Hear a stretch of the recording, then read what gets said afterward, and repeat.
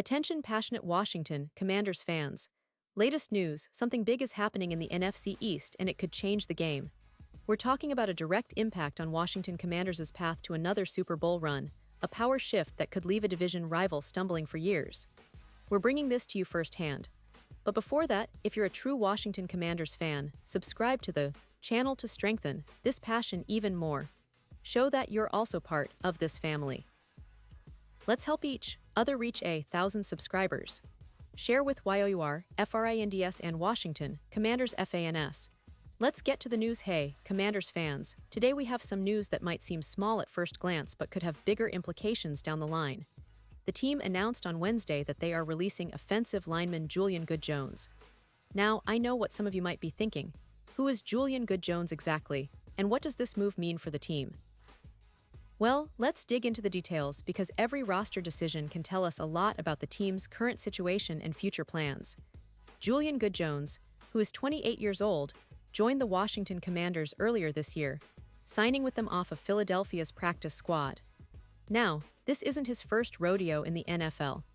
Good-Jones initially entered the league as an undrafted free agent with the Philadelphia Eagles back in 2020.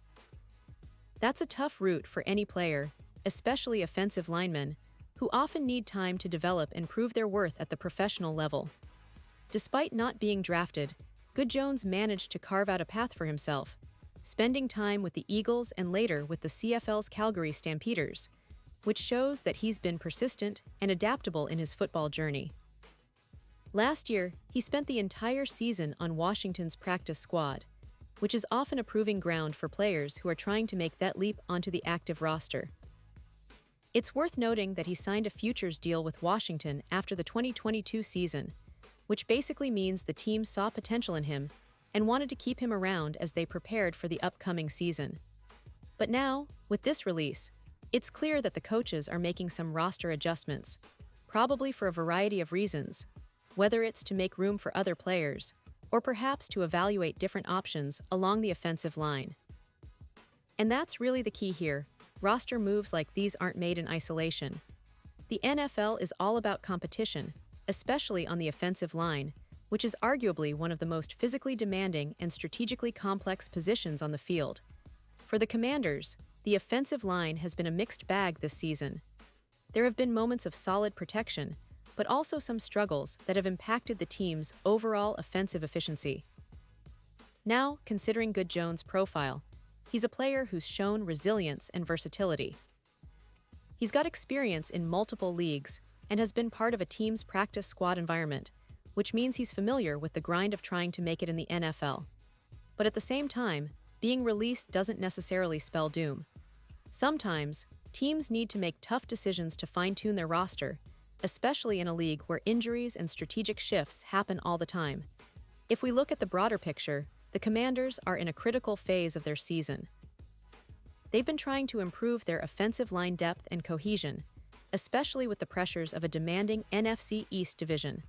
The division itself is highly competitive, with teams like the Eagles, Cowboys, and Giants all vying for supremacy. Every move, including releasing a player like Good-Jones, could be a sign of the team trying to find the right chemistry along the line or to give younger prospects an opportunity to prove themselves. It's also interesting to note that Good-Jones' experience in the CFL with the Calgary Stampeders adds an extra layer to his football background. Playing in the CFL often requires offensive linemen to adapt to a different style of play, which can be faster-paced and more pass-oriented. That experience can be invaluable when transitioning back to the NFL, especially when teams are looking for linemen who have a broad skill set and can handle different schemes. For the Commanders, this move might also be about roster flexibility. They could be eyeing other free agents or players from their practice squad to fill potential gaps. It's a constant chess game, managing injuries, evaluating talent, and making sure they have the best possible roster to make a playoff push or even a deep postseason run. As fans, it's important to remember that roster churn is a normal part of NFL life. It may seem like a setback now, but often these decisions are made with the long-term goal in mind, building a team that can compete at the highest level, especially in a division as tough as the NFC East. The coaching staff and front office are always analyzing tape, assessing player performance, and making strategic moves to improve their chances. And speaking of the current season, the Commanders have had some ups and downs. They showed resilience early on, but consistency has been a challenge. Their offense has had moments of brilliance, but also spells of difficulty, especially along the offensive line where protection and run blocking are crucial. That's why roster moves like these, even when they involve players like Good Jones, are significant. They reflect the ongoing effort to optimize the team's performance.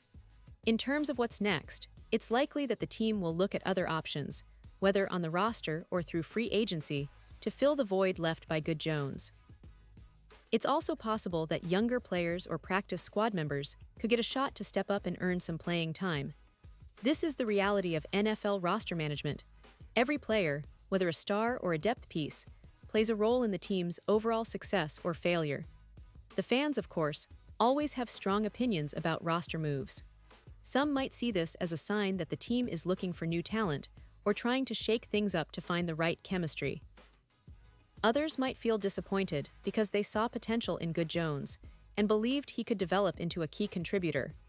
Whatever your perspective, it's clear that the Commanders are constantly adjusting, always aiming to improve, and never settling for the status quo.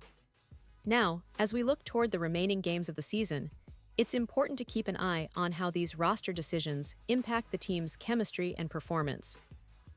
The offensive line, in particular, needs cohesion and understanding, and sometimes that comes from giving younger players a chance to learn and grow.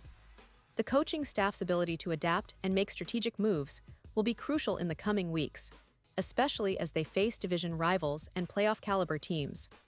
In the end, this move by the Commanders to release Julian Good Jones might seem minor in isolation, but it's part of a much bigger picture. The team is constantly evolving, trying to find that perfect mix of talent, grit, and strategy to push for a championship. Every roster change, every practice, every game counts toward that goal. As fans, it's our job to stay engaged, support our team through thick and thin, and trust that the front office is doing everything they can to build a winner. And now, Washington Commanders fans, I want to hear from you. What's your take on this move? Do you think the team is making the right call?